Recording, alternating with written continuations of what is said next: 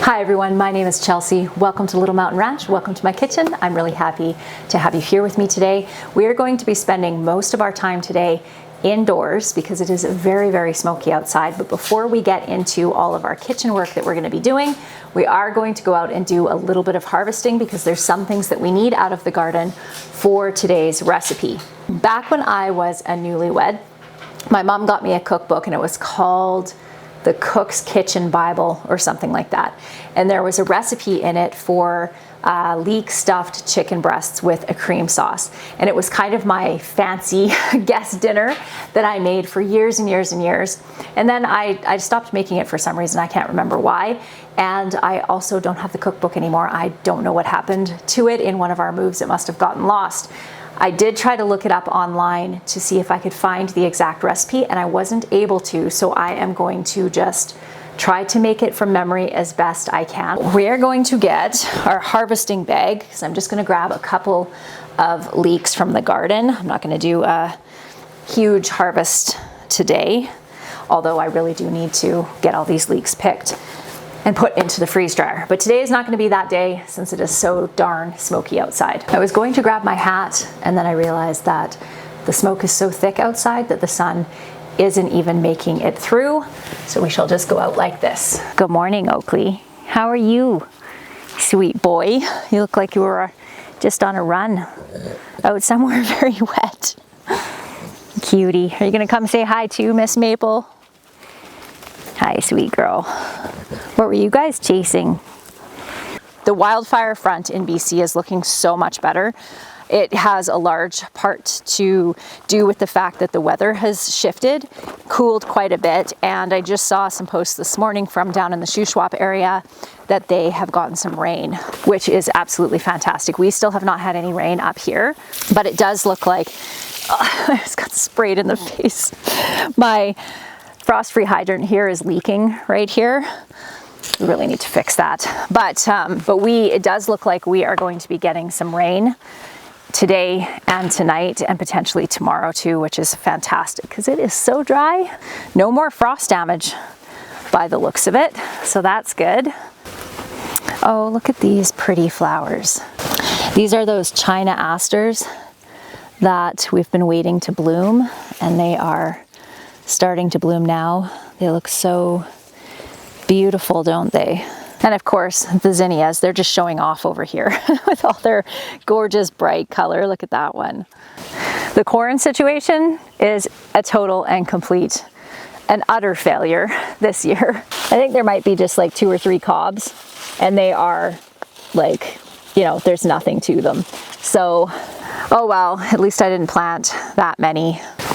So you can see the smoke in the air. It's actually better today than it was yesterday. Yesterday was absolutely awful.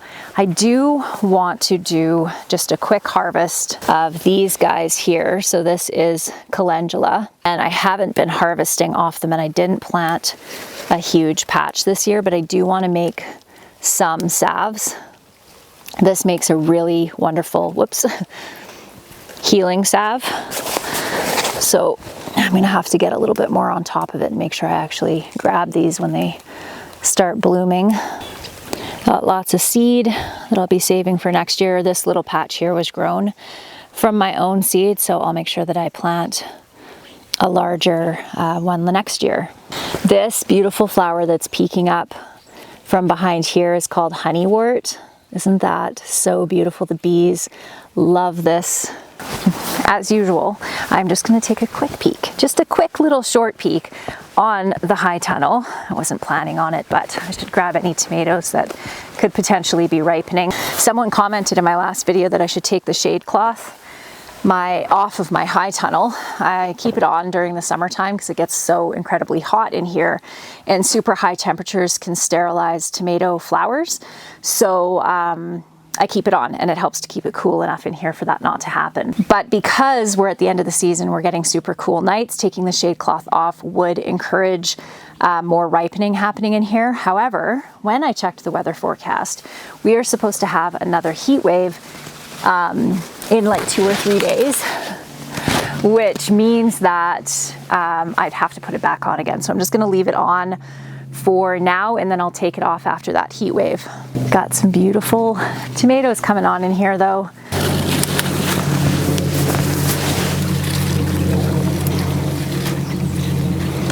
My favorite sun golds.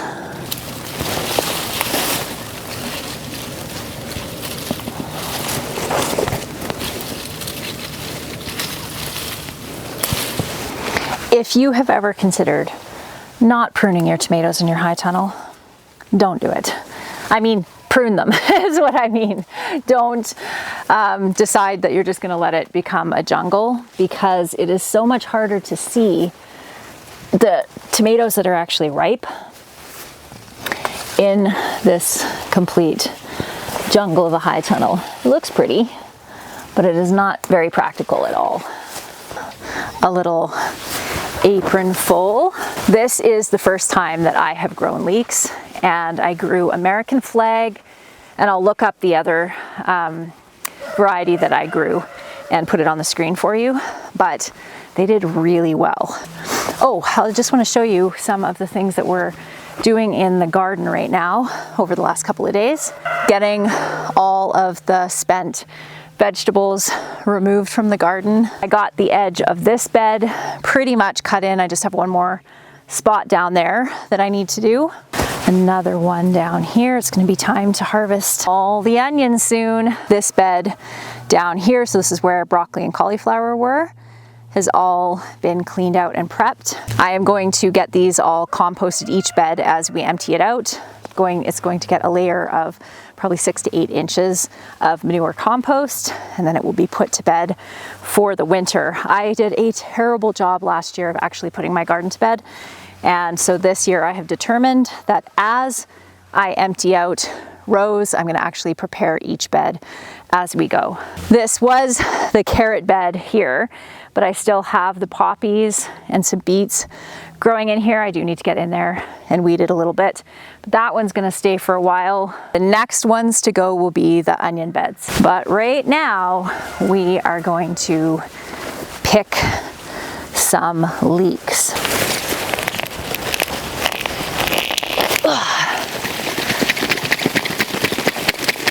There we go. Gorgeous looking.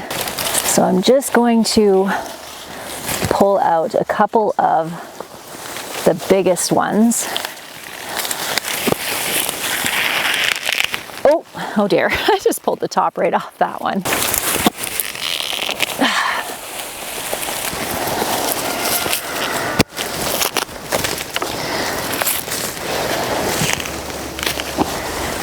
These are just beautiful.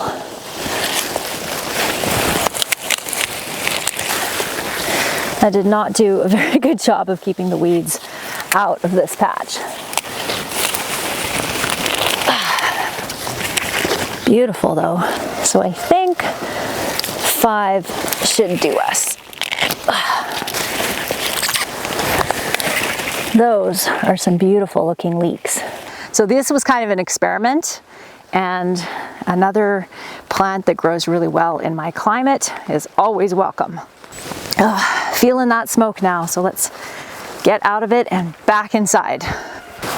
Just walking past my Norland apple tree. They're not quite ready to pick yet. Reminded me that I have a bin of apples that I want to turn into applesauce in the house, so maybe we'll get to that too this afternoon. All right, so I've just cut off the root end of our leeks. Aren't those gorgeous? Oh my word. So with leeks, the part you're after for eating is this nice white light part. So we're actually going to pull off some of these outer leaves here.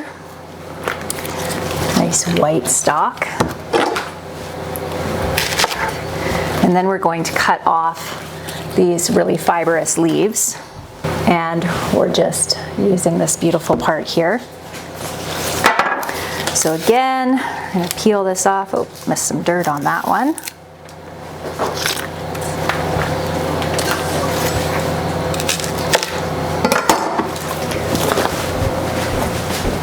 I'm having that magic feeling that I get when I bring produce up from the garden, especially when it's produce that I haven't grown before. like leeks, and it actually works out. It's such a great feeling.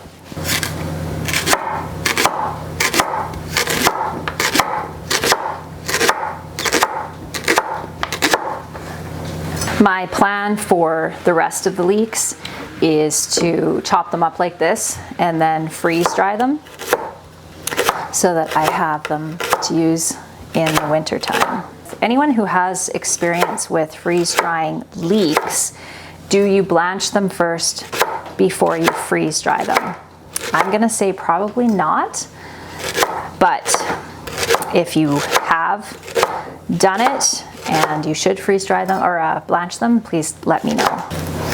So my plan with these is to fry them in butter and salt and pepper. I'm gonna keep it really simple, and then I'm going to stuff the inside of my chicken breasts with this, probably with a little bit of dried rosemary and a little bit of thyme.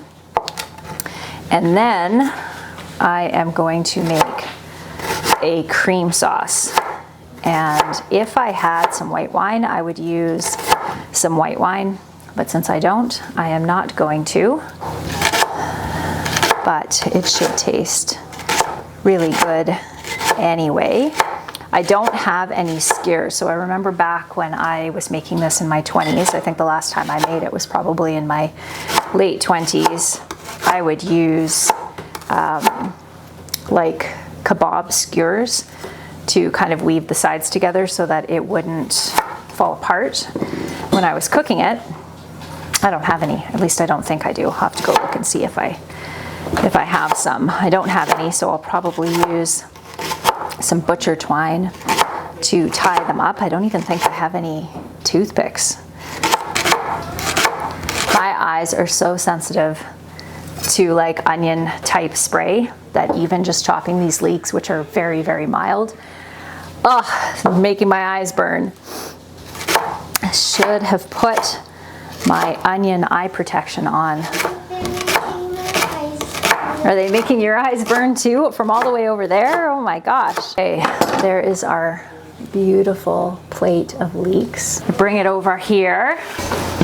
Get our fry pan on the stove. A couple tablespoons of butter. Let that get heated up. We'll grab some rosemary.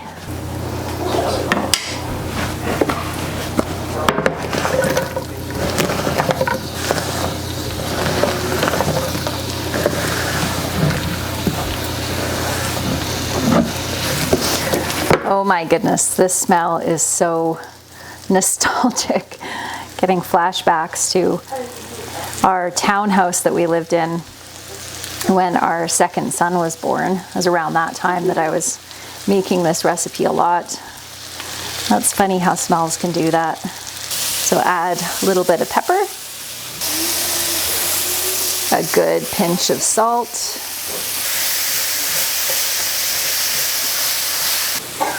okay, we're just gonna add a couple pieces of rosemary. So this is fresh rosemary out of the garden to this. Just a little bit because it's very strong flavor. Gonna add a little more butter to this. We are going to get another pan because we're gonna need 2 for the amount of chicken that we're gonna do. Good, so I want to use this pan to cook chicken in as well. So I'm going to put this into a bowl and set it aside. I package up all of my chicken with the skin on because it just adds a little bit of extra protection against freeze or burn. But I usually remove it for cooking. Because I only have 1 chicken breast that I think I could actually slice and stuff, I think what I might do is cook these chicken breasts up, make the cream sauce, and then bake them in the oven with the cream sauce with the leeks mixed in with the sauce. I feel like that would probably be just as good as trying to stuff these. It would be fancier, of course, if these were stuffed, but it's going to taste just as good not being stuffed. And the goal is to brown the outside of our chicken here. I have some chicken broth that I'm going to use for making our cream sauce. And we have our baking dish here ready to go. I preheat my oven to 350.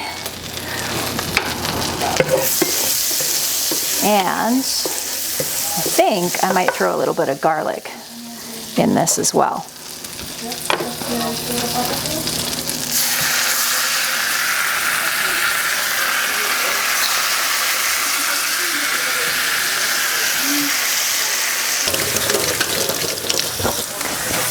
So I think what I'm gonna do over here is put all my leeks in the bottom of my baking dish. Whew, those are warm. And I am going to lay my chicken on top of this. Actually, I think I might need 2 baking dishes for this because these are pretty humongous chicken breasts.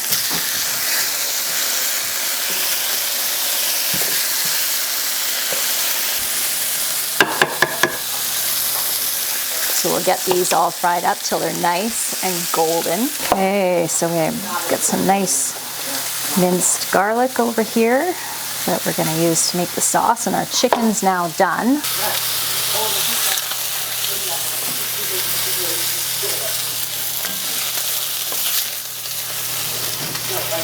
Back over to our pans here. This is cast iron, so it retains heat. So I've pulled it off the heat, and I'm going to add more butter to each pan. And we're gonna do our cream sauce in here. Oh my goodness, I wish that you guys could smell this. This smells so good. So we just want to brown up the garlic a little bit. This is a new can opener that I got, and this is made by Jennifer at 5V Farms. Oh my goodness. That's fantastic, and it's beautiful and handmade. I love that. So we're going to add some homemade chicken broth.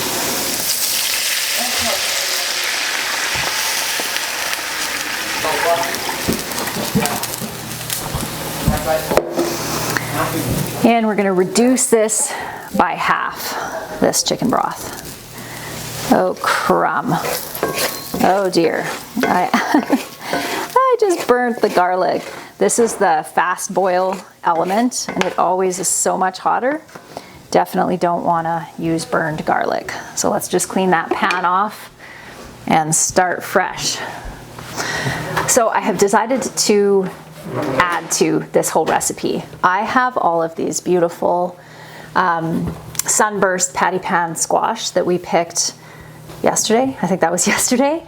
And so I think that if I chop these up and add them to this chicken leek situation and then bake them in the oven with it, I think it's going to be really delicious. And then it's kind of a one-pot meal. I was thinking originally that I would just fry these up separately and have them on the side, but now I think I could probably just put them in with the chicken and the cream sauce and bake it all together, and that would be really good. So I think that's what we're gonna do. I'm gonna do 2 patty pan per batch, so I'm just gonna wash these up and chop them up. The nice thing about these patty pan is the skin is really thin, so you don't need to peel them in order to use them. I am, because these ones were a little bit big, I am cutting out the seedy inside part and just leaving the nice thick flesh on the outside. These smell so good and fresh, so I'm just gonna do them in bite-sized pieces like that. My favorite thing about this time of year is being able to use fresh ingredients that are right out of my garden to make entire meals like this. It's such an awesome feeling. A lot of work went into this meal. Let's see, all the seeds. If you harvest them when they're just little tiny like this, they don't have seeds like that in them.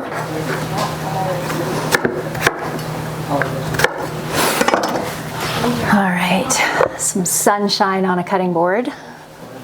Our chicken broth and garlic over here. This one's reduced just about by half. This one just got going, so I'm just gonna let these go. And then we're going to add some lemon juice and some cream, and then taste it and see what it needs at that point. The nice thing about using such fresh ingredients like this is that it's likely gonna taste fairly good no matter what I do to it. Okay, I'm just going to add our beautiful squash around our chicken, like so. Oh my goodness, this looks so gorgeous.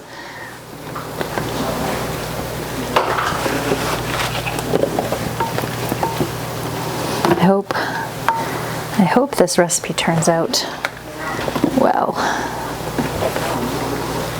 I have kiddos in the background chopping apples right now, and they have taken care of an entire milk crate full of apples in less than 10 minutes, and they're just about finished, which is fantastic. So we're going to get to making something delicious out of those. But our sauce here is now reduced by enough that I'm going to add the cream and the lemon juice. Thing that I'm adding, that is a store-bought. Little bit of lemon juice. Just want this on a tiny bit of a simmer. And then I'm going to take the cream off the top of yesterday's milk and add that.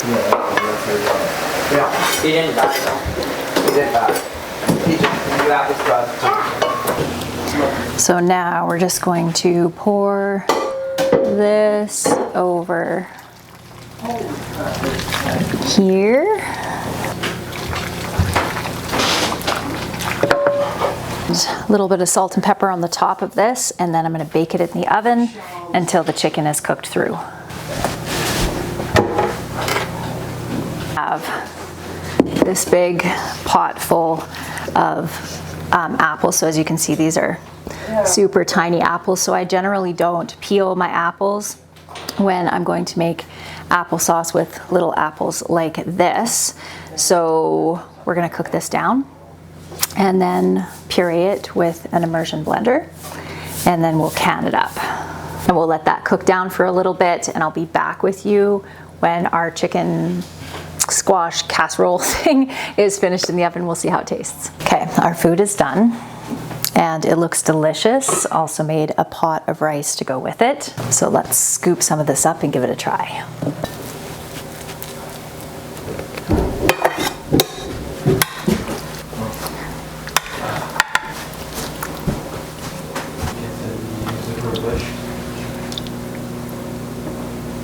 This is smoking hot, but it smells delicious. Let's give it a taste.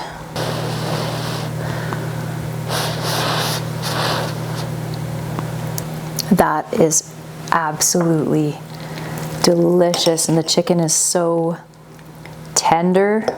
Try a little bit of squash with it now.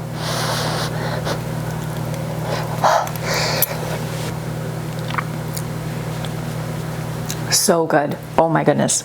I will work on creating an actual written recipe for this that I'll share over on my website when I have it done. But hopefully this video you can use as enough of a guide to get something similar. This is absolutely delicious. The only thing that I would do differently next time is use a really heavy cream. My cream just wasn't super thick this morning, because that would just make the sauce a little bit creamier, but the flavor is fantastic. So we have the apples cooked down quite a bit over here. So I am just going to cook them down a little bit more after we're done eating lunch. And I haven't quite decided what I am going to make with them, what the final product is going to be. It might just be a simple applesauce, or I might decide to make apple butter, but we'll get into that after we're done eating lunch. So I'll catch up with you again soon. We are done lunch, and those of my children who do not love chicken actually said that it was delicious, so that is fantastic. I love when I hit a recipe that everybody enjoys. So we have jars all washed here and ready to go. Our apples are all cooked down and they are not super sweet, so I'm going to add some honey to this. And I am just using store-bought honey. rather than my nice raw honey, because we're going to be heating this up when we can it. So I'm just gonna add maybe that much honey and give that a stir in and give it a taste. And then we are going to put our immersion blender in here. I actually don't want to blend this up too terribly much because we do like a bit of a chunkier applesauce.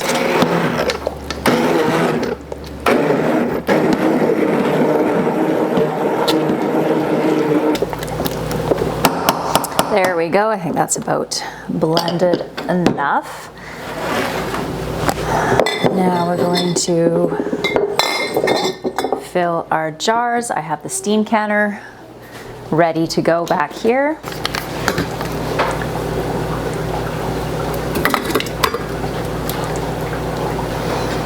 So we want to leave 3/4 to an inch of headspace in our jars. So headspace is the space between our product and the top of our jar. Perfect.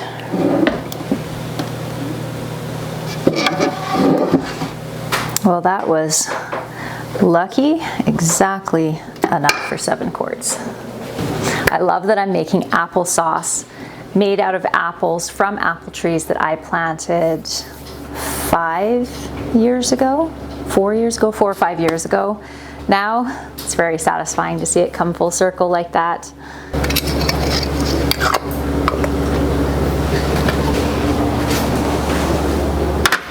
Into the canner for 30 minutes. That's how you get the.